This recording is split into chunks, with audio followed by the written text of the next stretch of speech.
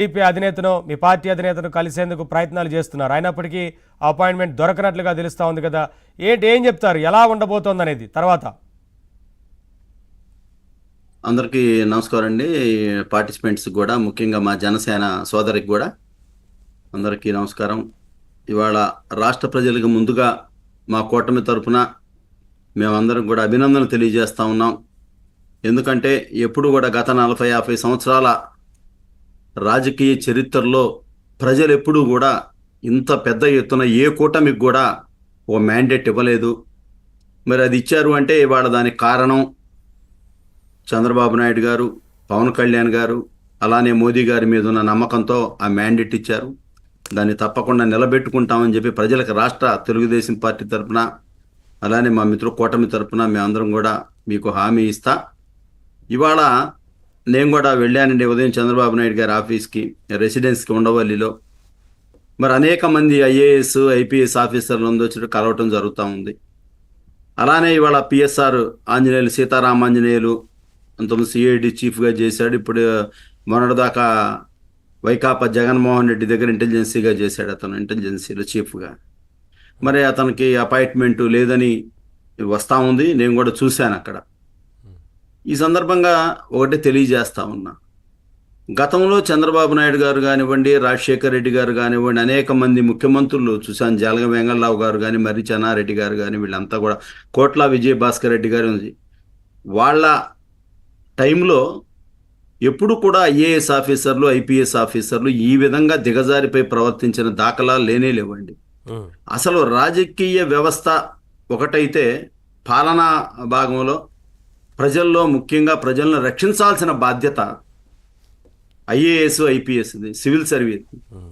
ఈ రాజకీయ నాయకులను సహజంగా 5 సంవత్సరాలకి మారుతూ ఉంటారు, కొత్త వాళ్ళు వస్తూ ఉంటారు, పోతూ ఉంటారు. కానీ మనకి రాజ్యాంగం కాపాడిన బాధ్యత ఈ ఐఏఎస్ ఐపీఎస్ల మీద ఉన్నది. పూర్తిగా వీళ్ళదే బాధ్యత.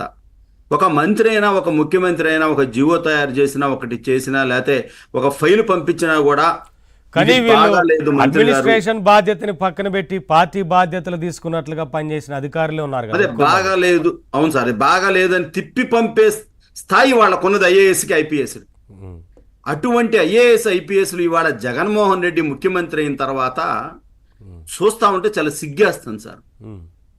అసలు వీళ్ళే ఐఏఎస్లైనా, ఐపీఎస్, కొంతమంది యంగ్ ఐపీఎస్ ఆఫీసర్లు సైతం కూడా జగన్మోహన్ రెడ్డికి ఎందుకు లొంగిపోయారో చాలా అర్థం కాని ప్రశ్నగా ఉంది. అసలు అలా గౌతమ్ సవాంగ్ వచ్చిన దగ్గర నుంచి, గౌతమ్ సంఘ ఏ రోజైతే డీజీపీగా అయ్యి చంద్రబాబు నాయుడు గారి మీద మొట్టమొదటిసారిగా ఆయన రాజధాని ప్రాంతంలోకి వచ్చినప్పుడు ఆయన మీద రాళ్లతో దాడి చేసినప్పుడు చాలా ఆనందంగా పొంగిపోయాడు పాపం అతను సవాంగ్. అదేంటని అడిగితే, ఇది ప్రజాస్వామ్యంలో నిరసన తెలియజేసే హక్కు అందరికీ ఉంది.